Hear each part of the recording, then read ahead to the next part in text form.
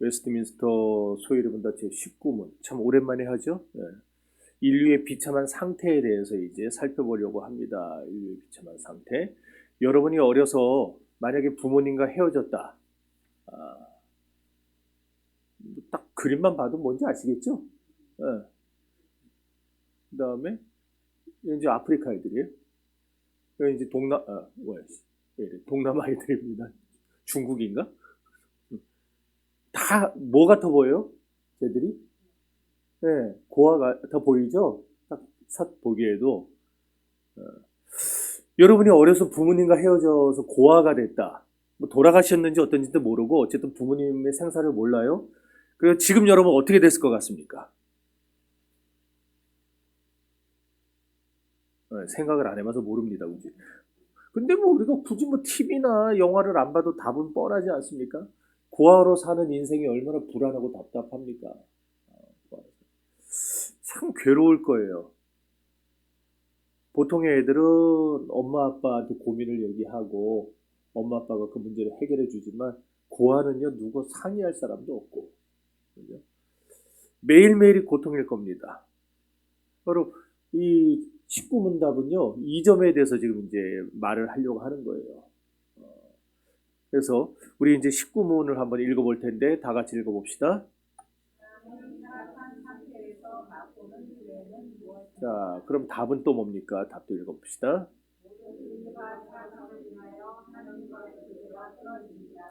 또한 그의 진노와 저주를 받아 금생에서 모든 불행과 사망을 당하고 내세에는 영원히 지옥의 고통을 받게 되는 것입니다. 예, 그렇습니다. 대우리 문답은요, 이 부분을 설명하면서 죄로 인해 하나님과의 교통이 상실되어 버렸다. 잃어버렸다는 거예요. 그리고 하나님이 우리의 죄를 굉장히 불쾌하게 여기셔서 저주를 내리셨다 그렇게 말을 해요. 그래서 모든 인류는 태어날 때부터 진노의 자녀가 되었고 사탄의 몸종이 되어서 금생은 지금 우리가 살아가는 이 생애를 말하죠. 금생과 내세에 모든 형벌을 받는 상태에 이르게 됐다 그렇게 얘기합니다. 그러니까 결국 이 죄로 인해서 우리는요 하나님과 관계가 끊어져 버렸고 고아가 돼 버렸고 고아가 된 결과는 뭐냐? 비참한 상태가 됐다라는 거예요. 그 비참한 상태가 뭡니까? 지금 살아가는 이 세상과 앞으로 죽어서 들어갈 모든 내세에 있어서 우리는 형벌을 받는 자가 됐다 이 얘기예요. 이게 바로 인류가 당면한 최악의 비참한 상태입니다. 좀 더 이제 자세히 이제 하나씩 봅시다. 먼저 타락한 인간은요 하나님과의 교제가 끊어져 버렸어요.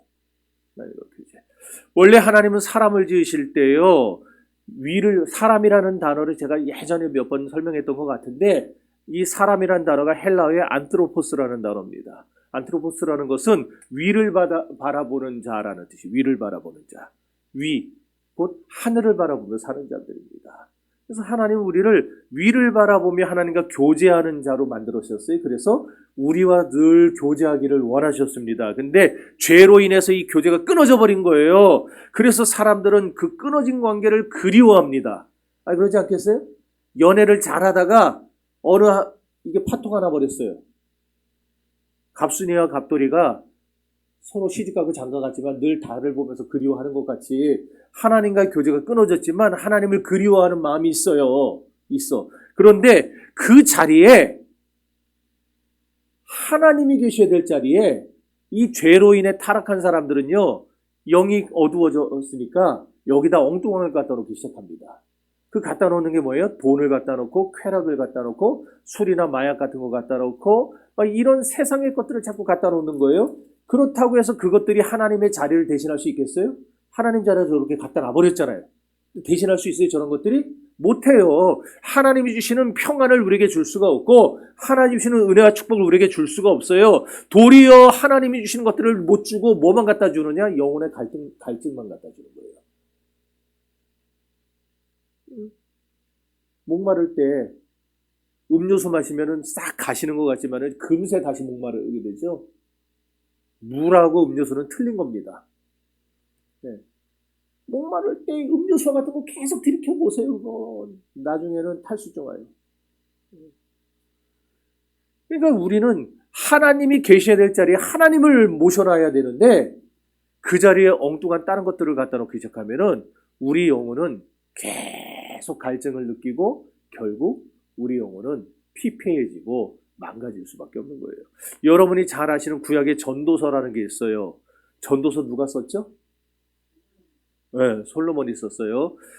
다윗의 아들이었던 솔로몬이 썼는데 그것도 인생의 말년에 쓴 겁니다. 노년에. 솔로몬의 저서가 성경에 3권 포함이 되어 있어요. 뭐뭡니까? 잠언, 전도서, 아가서. 뭔 시편이 시편은. 아가서. 솔로몬의 아가라 나왔잖아요. 자, 그런데 아가서는 솔로몬이 언제 썼느냐면은 아주 젊었을 때 쓴 거예요. 벌써 딱 봐도 아주 그냥 막 사랑이 활활 타잖아요. 그냥 젊었을 때 쓴 거고, 잠언은 언제 썼느냐? 인생의 중년에 썼습니다. 인생을 어느 정도 살아보고 지혜가 최고조에 달했을 때 쓴 거예요. 그리고 전도서는 이제 죽기 얼마 전에 완전히 세상을 다 살아보고 난 다음에 그러면서 썼어요. 근데 거기서 전도서 1장 2절에서부터 솔로몬이 뭐라고 했는지 한번 들어보시겠어요? 읽어봅시다.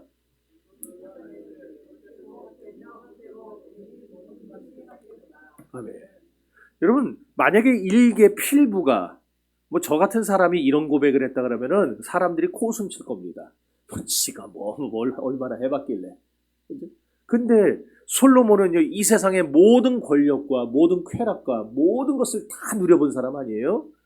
당대의 먼 외국에서조차 여러분도 아시는 뭐 시바의 여왕 같은, 발음 조심하셔야 돼요.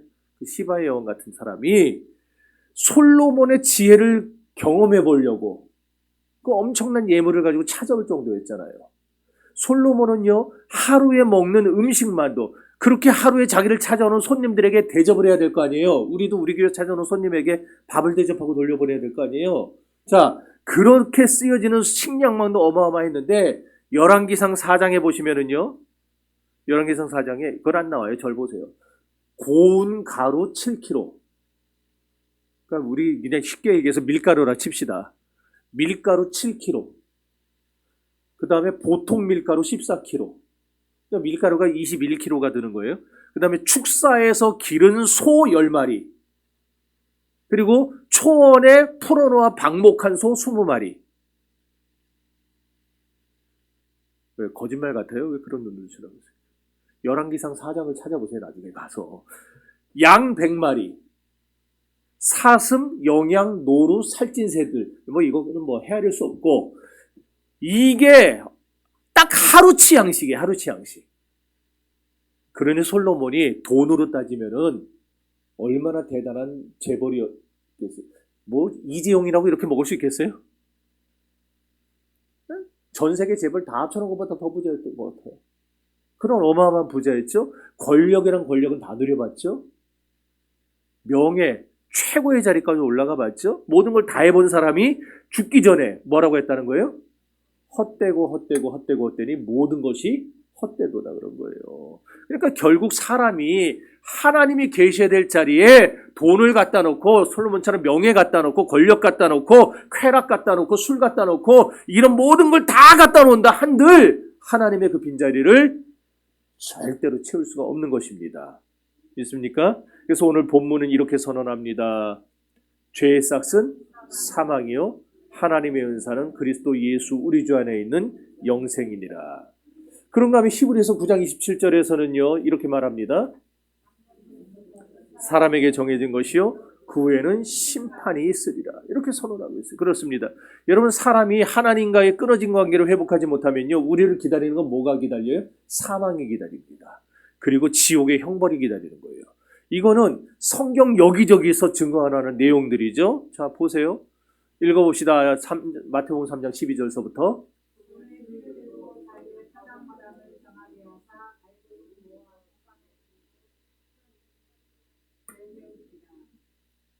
이 무익한 종을 바깥 어두운 데로 내쫓으라. 거기서 슬피 울며 이를 갈리라 하니라.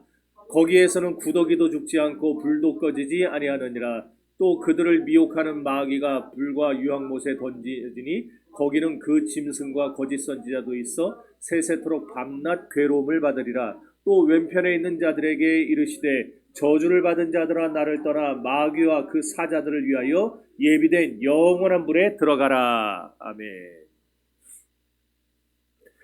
하나님께 무익한 종은요, 바깥 어두운데, 왜 하필이면 딱 저 한가운데 내가 나와가지고, 바깥 어두운데 내쫓겨서 슬피 울며 이를 갈게 될 것입니다.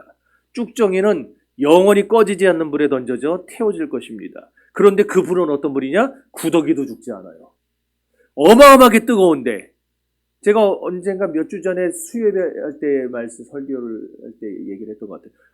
내가 오늘 화산 걸 못 찾아가지고, 화산 막 터져 나오는 활화산, 그 용암, 그 딱 용암이 터져 나올 때에 벌써 흘러나올 때 그 앞에 있는 나무나 풀들은 다 어떻게 됩니까?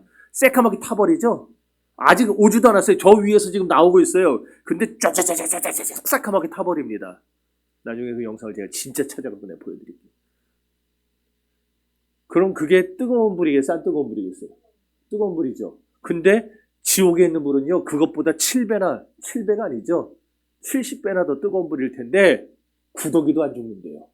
구더기도. 그리고 불도 꺼지지 않아요. 이 세상에 일어난 모든 불은요, 시간이 지나면 꺼집니다. 산소가 떨어지든지, 비가 내리든지, 아니면 거기 있는 게 다 타버리면 꺼져버려요. 근데 지옥에 있는 불은요, 영원히 안 꺼집니다. 그리고 거기 들어간 자는 죽지도 않고 그 어마어마한 고통을 영원토록 당하게 되는 거예요. 그러니까 우리는 어떤 일이 있어도 여기 나와 있는 우리들은 이 불에 들어가서는 되겠어요, 안 되겠어요? 뭐 별로 감동이 없어요. 되겠어요, 안 되겠어요? 안 되는 거죠, 안 되는 거죠. 절대로 생기면 안 됩니다, 우리 교인들 가운데에서. 근데 여기 다시 보시면은요, 저기 보세요. 계시록 20장. 사람을 미혹하던 마귀 또한 불못에 던져진다 그랬어요. 던져져요. 무슨 말입니까? 좀 볼까요? 자, 다시 읽어보세요.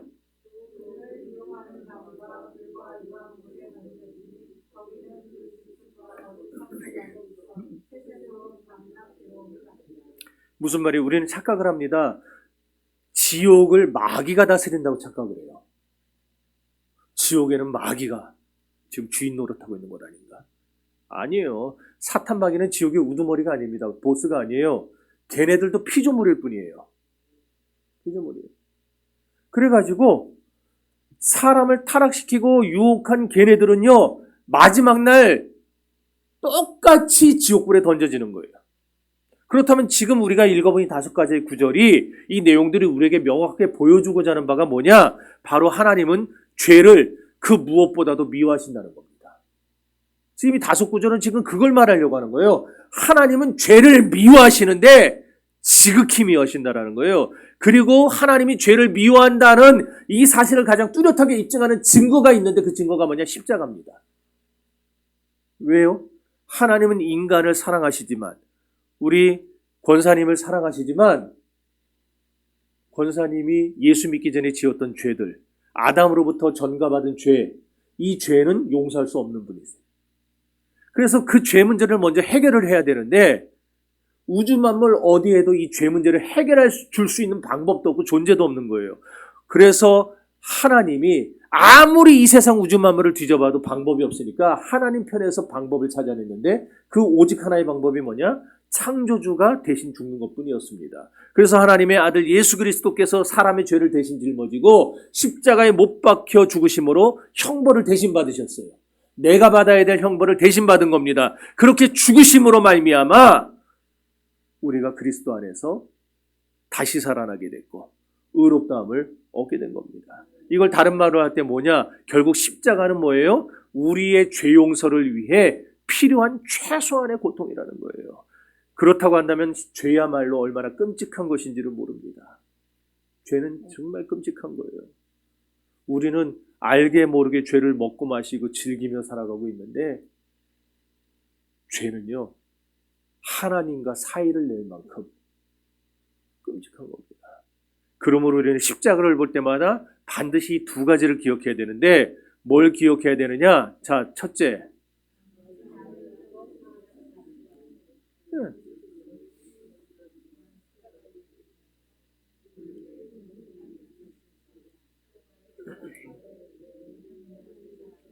네. 그러니까 여러분요, 우리는 십자가를 보면서 꼭 뭘 기억해야 돼요? 하나님이 나를 사랑하고 계십니다. 내가 당해야 될 죽음, 내가 당해야 될 고통, 내가 당해야 될 형벌을 예수께서 이 십자가를 지심으로 대신 당해 주셨으니까. 왜 당하셨겠어요? 날 사랑하니까 당하신 거죠. 사랑하지 않으면 그거 할 필요가 없는 거예요. 그래서 우리는 십자가 볼 때마다 하나님의 크신 사랑을 기억해야 됩니다. 그리고 둘째는 뭐예요? 하나님이 죄를 그토록 미워하신다는 걸 우리가 알아야 됩니다. 예수님은 하나님의 아들이셨잖아요. 그래서 우리 죄를 담당하기 십자가에 못 박혀 죽으셨어요. 외아들마저도 십자가에 못 박아 죽일 정도로 하나님은 죄를 미워하시는 분입니다. 그러니까 죄를 그대로 가지고 우리가 구원받을 수 없어요. 죄를 그대로 가지고 우리가 천국 갈 수 없어요. 이거 해결해야 됩니다. 따라서 이런 공의로우신 하나님의 진노와 저주에서 벗어날 수 있는 건 오직 하나. 다른 길은 있어요, 없어요? 다른 길은 없어요. 무슨 길밖에 없는 거예요? 예수님을 의지하는 길밖에 없는 거예요. 할렐루야! 우리의 모든 저주를 대신 짊어지고 십자가에 죽으신 예수 그리스도를 믿고 의지하는 거, 이게 유일한 길이에요. 유일한 길. 오직 한 길, 원웨이. 자, 그래서 갈라디아 3장 13절 읽어보세요.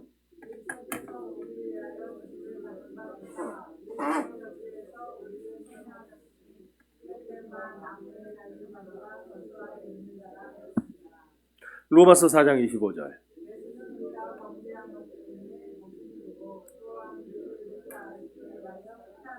아멘. 여기 주님이 우리를 위하여, 우리를 의롭다 하기 위하여 살아나셨다라는 저 표현은요, 부활을 가리키는 말입니다. 자, 그런데 여러분, 부활은요, 십자가가 우리의 죄에 대한 형벌로 충분하다라는 것을 증명하는 거예요. 자, 그 다음, 십자가가 우리의 죄에 대한 형벌로 완전하다. 하나님의 공의를 완전히 만족시켜줬다. 그 증거예요. 그래서 십자가를 거쳐 부활한 겁니다.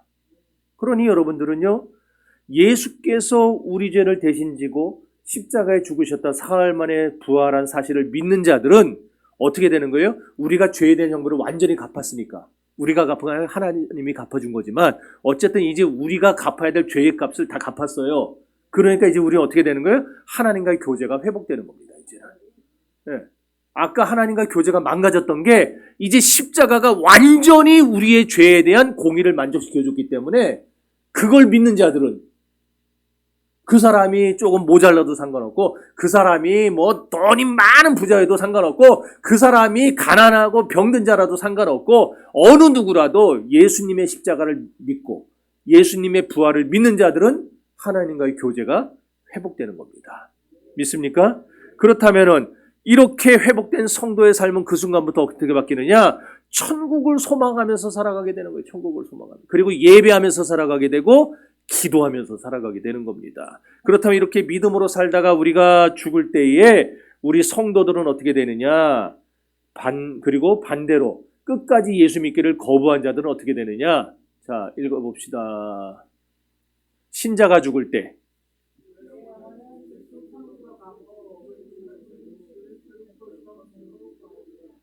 네. 자, 됐어요. 그것만 먼저 하나. 네. 여러분들은 죽으면은 여러분 영혼이 어디로 가요? 그것도 좀 시간 뒀다가 한 달, 두 달 어디쯤 이렇게 뭐 가 있다가 가는 거예요? 죽는 즉시 여러분의 영혼은 천국 갑니다. 그런데 나중에 예수님이 재림할 때가 있을 거 아니에요. 재림하실 때. 재림할 때, 자, 부활은 뭐와 뭐의 결합이에요? 몸과 영혼의 결합이죠. 몸과 영혼. 근데 영혼은 지금 천국 가 있고 몸은 어디가 있어? 우리 몸은 지금. 에? 에. 뭐 무덤에 매장되어 있는 분들은 돈 많은 분들이고 아니면 납골당에 가 있든지 아니면 수목장에 가 있든지 그럴 거 아니에요. 벌써 죄가 다 되어버렸잖아요. 다 빻아가지고 죄가 됐잖아요. 그럼 어떻게 결합하고 어떻게 부활합니까? 우리가 알지 못하는 신령한 방법으로 그 모든 원소들이. 여러분 에스겔 골짜기 그 환상 가운데서 주님이 먼저 보여주셨잖아요. 완전히 해골이 다 말라 비틀어져가지고 속에는 진액까지 다 빠져버리고 피부도 없고 몸도 없고 핏줄도 없는 거에 하나님이 명령하시니까 거기에 살이 덮이고 힘줄이 생기고 피부가 덮여지고 피가 돌고 그러고서 살아나서 하나님의 군대가 되잖아요. 그건 미래에 있을 종말적인 그 부활의 사건을 그 구약에서 보여준 거예요. 그러니까 여러분 걱정하지 마세요. 화장을 하든지 매장을 하든지 수목장을 하든지 그것도 뭐 있어요? 빙장이라는 것도 있어요. 우리 몸을 어마어마해 마이너스 1900 몇 도인가에 집어넣고 순간 팍 냉동시키면은요 사람의 모든 세포 단위로 쪼개진답니다. 몸이. 처음 들어보나 보네. 아 진짜 지식 팍 박는다 진짜. 뭐 그런 장례를 했건 상관없다라는 거예요. 주님이 다시 오시는 날에 우리 영혼과 그리고 우리의 모든 육체의 원소들이 이 우주에 흩어져 있던 원소들이 다 그거와 결합해서 우리가 알지 못하는 새로운 부활체로 부활하게 될 것입니다. 있습니까? 그러고 난 다음에 어떻게 하는 거예요? 주님의 백보자 심판, 공중에 올라가서 어린 양 혼인잔치를 하고 백보자 심판대 앞에 서서 심판을 받는데 우리가 받는 심판은 어떤 심판? 제가 여러 번 했죠. 어떤 심판? 의의 심판, 의의 심판. 예수 믿었네? 생명책에 이름 기록되어 있네? 오케이, 천국. 바로 보내는 거예요. 그리고 그때부터는 우리의 부활한 몸으로 천국에서 영원히 살게 되는 겁니다. 그런데 이제 불신자가 죽을 때는 어떻게 돼요? 읽어보세요.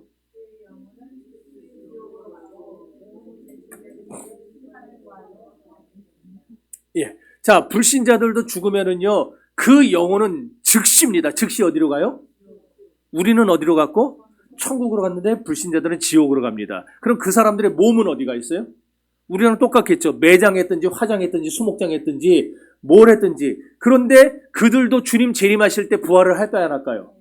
해요. 그러니까 그들의 영혼도 지옥에서 잠깐 풀려나고 그리고 그들의 몸도 결합해서 부활체가 되는데 부활체가 된 다음에 그들은 어디로 가느냐? 똑같이 백보자 심판대 앞에 가서 이번에는 그들은 어떤 심판을 받아요? 죄의 심판을 받는 거예요. 우리는 의의 심판을 받았고 그 사람들은 죄의 심판을 받아요. 자, 그래서 요한복음 5장 28절에 예수님이 이렇게 말씀하셨어요. 여기 나왔네. 읽어봅시다.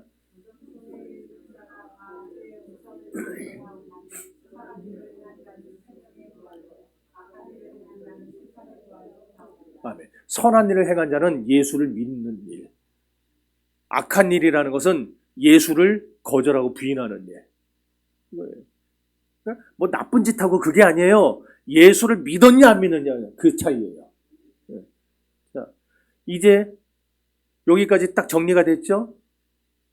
그리고 그렇게 해서 그 사람들은 이제 심판받고 죄의 심판받고 나면 어디로 가느냐? 그 즉시 우리는 아까 완전한 부활체로 천국 들어가서 영원히 사는 것처럼 그 사람들은 그 즉시 지옥으로 가서 영원히 지옥불에서 고통당하며 살아가게 되는 겁니다. 그러니까 여러분의 가족 중에 여러분의 친척 중에 부모 형제 자식 중에 아직도 예수 영접을 안 한 사람이 있으면요 시급한 겁니다. 시급한 거예요.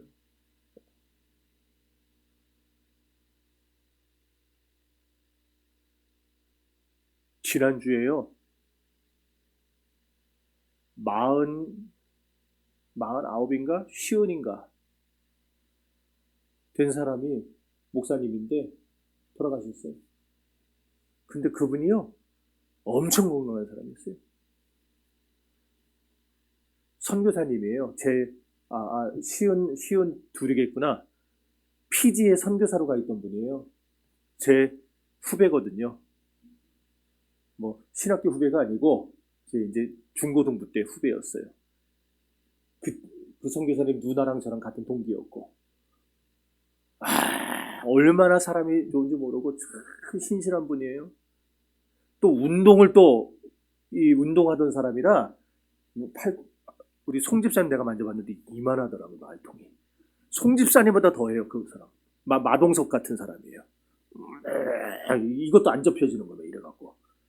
이 워낙 근육이 커서 건강을 자부했어요. 혈압도 없었고 아무것도 없고. 근데 내가 소식을 들었는데 돌아가셨대요. 왜 돌아가셨느냐? 심장마비로. 그냥 갑자기 길 걷다가 길을 걷는데 푹 주저앉고 그냥 그걸로 돌아가셨대요. 그 건강하던 분이. 나 그 얘기 듣고 너무 충격을 받아가지고.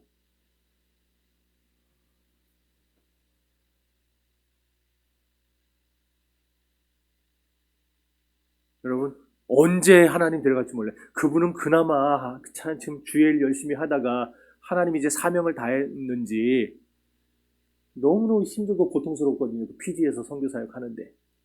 그 이단들이 다 피지로 몰려들어가고 그냥 그 사람들한테 그냥 막 계속 고소당하고 싸우고 막 이러면서.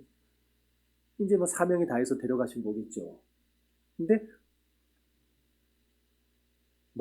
그렇게 쉬운 초반에도 데려가실 수 있는 것이고, 젊은 친구도 추석 때 저희 어머니 그 납골당에 다녀왔는데요. 이번에는 더 어린애가 들어왔더라고요. 지난번에는 74년생인가 75년생이 하나 있었었는데 이번에는 2002년생이 있더라고요. 2002년생. 2002년생이면은요 이제 23? 네? 네. 너무 황당하지?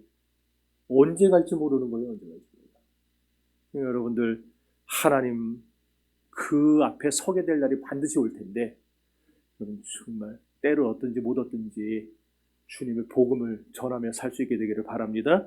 이제 19문답의 실천적인 문제를 좀 살펴봅시다. 자, 근데 여러분, 산업혁명을 거쳐가지고 근대 사회로 인류가 들어선 다음부터 과학기술이 비약적으로 발전을 하게 됩니다. 그래서 그것 때문에 사람들이 착각을 했는데 뭔 착각을 하느냐? 우리 인간들의 힘으로 지상낙원을 건설할 수 있겠다 착각을 했어요.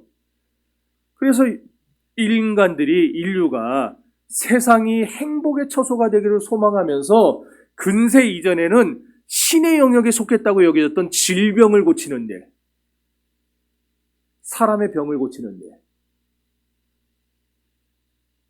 여러분, 옛날 과거의 사람들은 이제 페니실린 하나가 없어서 그냥 막 죽어갔잖아요. 그냥 막 이런 약들을 개발해가지고 사람의 수명을 늘리고, 막 죽어가는 사람 수술해서 살리고 이러면서 사람이 얼마든지 이 신의 영역에 있던 것들을 우리가 해낼 수 있겠다. 사람의 힘으로 전쟁도 소멸시킬 수 있겠다. 막 그런 생각들을 확신했어요. 그래서 그런 것들을 서로 국가 간에 논의하기 위해서 만들어낸 게 국제연합, 국제연맹 이런 거였어요. 국제기구들. 우리나라에서 이제 얼마 안 있으면 에이펙 하죠, 경주에서. 그런 것들, 아시아 태평양 경제협력체 같은 것들. 그럼 이제 인간들이 그런 힘으로, 우리들의 힘으로 뭐든지 다 해볼 수 있겠다 하는 거예요. 그런데 제1차, 제2차 세계대전을 겪으면서 어떻게 되느냐? 그런 모든 인간의 소망은 이런 인간의 악한 도모 앞에서 산산조각 나고 말았습니다.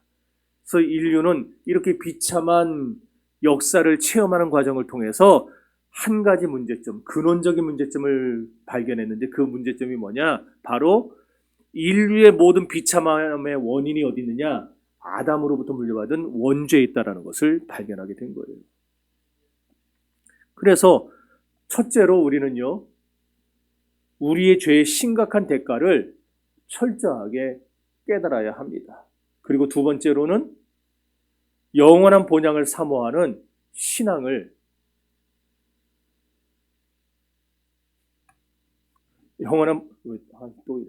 영원한 본향을 사모하는 신앙을 회복해야 됩니다. 우리가 인류의 비참한 상태를 분명히 이해하게 되면 우리는 천국의 소중함을 그만큼 더 깊이 깨닫게 됩니다. 내가 이런 존재구나. 내가 이렇게 보잘것없고 형편없구나. 나는 이렇게 아무것도 할 수 없는 존재구나. 그리고 이 세상은 이렇게 악하구나. 이걸 깨달으면 깨달을수록 우리는 천국을 더 많이 사모하게 됩니다. 이 땅에서 하나님 나라가 확장되는 것 참 중요하죠. 그러나 영원한 본향을 사모하는 것은 그보다 더 중요합니다. 여러분, 이 세상에 살고 있지만 여러분은 날마다 천국을 소망하며 살아야 합니다. 여러분, 세상에서 돈을 벌고 세상에서 숨을 쉬고 살고 있지만 여러분의 머릿속에서는요, 절대로 천국에 대한 그 소망이 끊어져서는 안 되는 줄 믿습니다. 왜 그러냐? 이 땅에는 여전히 허물과 죄가 공존하고 있기 때문에. 그러기에 우리는 비참한 인생길에서 그리스도를 통한 소망을 바라보는 삶을 추구해야만 하는 거예요. 그 다음에 세 번째로 우리들은 죄를 그토록 미워하시는 하나님을 두려워하는 신앙을 잃지 말아야 됩니다. 여러분, 사람 두려워하지 마세요. 사람을 두려워할 게 아니라 하나님을 두려워하셔야 됩니다. 신구약 성경 어느 곳에서나 여호와를 경외하는 신앙에 대해서 강조하는데, 특별히 여호와를 경외하는 자는 죄를 멀리한다고 그랬어요. 이건 성경이 계속해서 우리에게 거듭거듭 강조하는 내용입니다. 여호와를 경외하는 사람, 하나님을 사랑하는 사람은요, 죄를 미워합니다. 죄와 멀어질 수밖에 없어요. 자, 욥기 28장 28절을 한번 다 같이 읽어봅시다.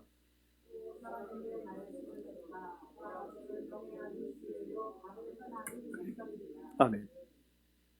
하나님을 경외하는 사람은요, 악을 떠나요. 죄를 떠나요. 그러니 사랑하는 성도 여러분, 여호와를 경외하는 삶, 다른 게 아닙니다. 여러분이 하나님 앞에서 온전히 주님 십자가만 바라보시고 죄악을 멀리하시고, 그리고 하루하루 살면서 천국을 소망하면서 살아가는 것, 이것이 우리에게 주어진 삶입니다. 그리고 그렇게 할 때 하나님은 우리에게 지혜와 명철을 한없이 부어주실 것입니다. 기도합시다. 이 시간에 우리 다 같이 기도할 때